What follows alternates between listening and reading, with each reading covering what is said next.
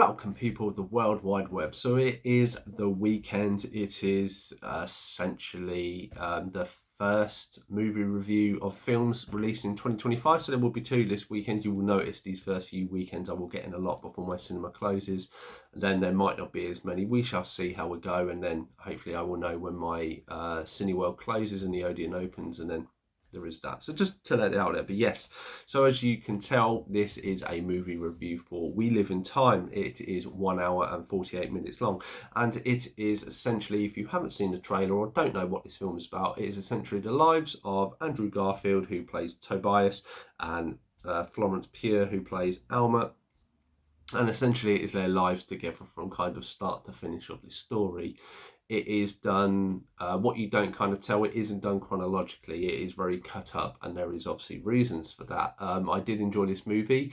It isn't, on the whole, a very happy-feely movie, I should say, but there are some revelations in it, which I think is quite a good one. So we'll So we'll put the spoiler warning up there, and then we shall get into it. So as I said, so this is the story of Andrew Garfield's Tobias and Almut, quite funny names that you don't necessarily always come across, and it is their relationship together. It starts off that you have Almut, she is obviously a chef, and they are together, but you don't kind of know how they got together. And I'll kind of lay the story out in, because it goes back and forth, it's going to be so choppy to have. But essentially what it is Andrew Garfield is going through a divorce. He gets the papers while he's working, because he works for Weetabix.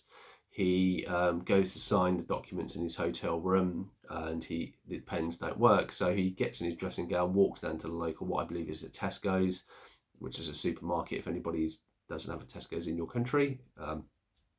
Buy some pens and a Terry's chocolate orange, a man after my own heart there. As he's walking home, he crosses the road, drops his cherry chocolate orange. As he reaches down to get it, he's hit by Florence's Pugh's car, Almut's car. He then wakes up, he's in a net cast, he's got a broken arm. This is where the two meet. They kind of have a connection. She can obviously see the ring. They then go for food afterwards, and they have a little bit of an explanation and learn who each of them are. He works for Weetabix. She is a chef, or like trying to open a thing. She says, "I'm really sorry for hitting you from my car, but as a repayment, you and your wife can come for dinner." And then they go their separate ways. A little while later, he takes her up on the invitation, turns up at the cafe restaurant.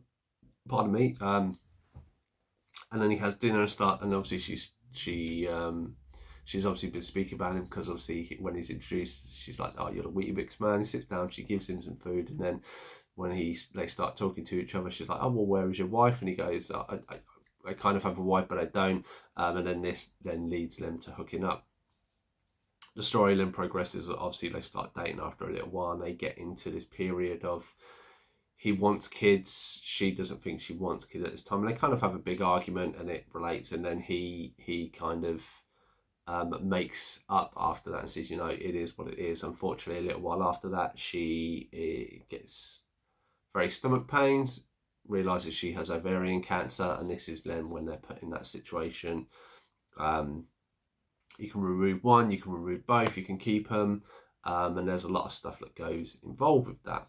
Obviously, this is chop and change. So when you're watching the movie, these bits kind of happen at like the beginning, the middle, and near the end as well. So this is why I'm doing it in chronological order, just to make more sense, rather than fleet back and stuff and being more confusing for people.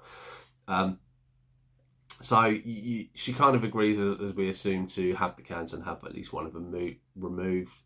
So she has one that she can have.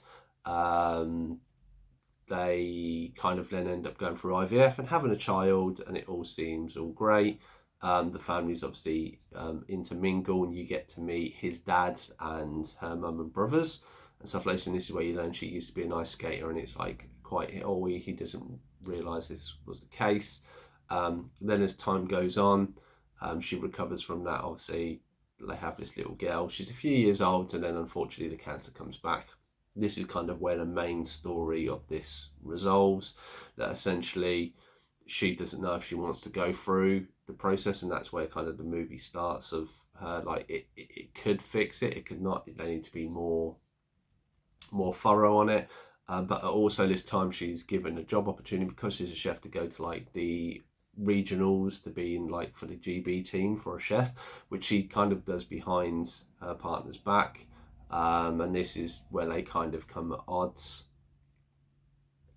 because obviously I think she feels that it won't work.